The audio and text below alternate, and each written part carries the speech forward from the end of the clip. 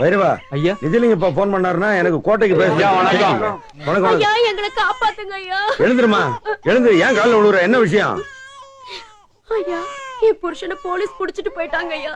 Police புடிச்சிருச்சுன்னா என்ன தப்பு பண்ணோம்? அவரு தப்பு எதுவும் பண்ணலைங்க ஐயா.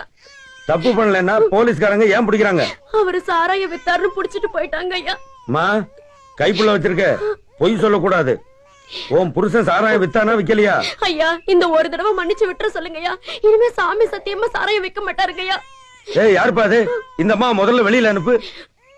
சாராயம் விக்கிறவன் பொண்டாட்டின்னு சொல்றதுக்கு உனக்கு வெக்கமா இல்ல?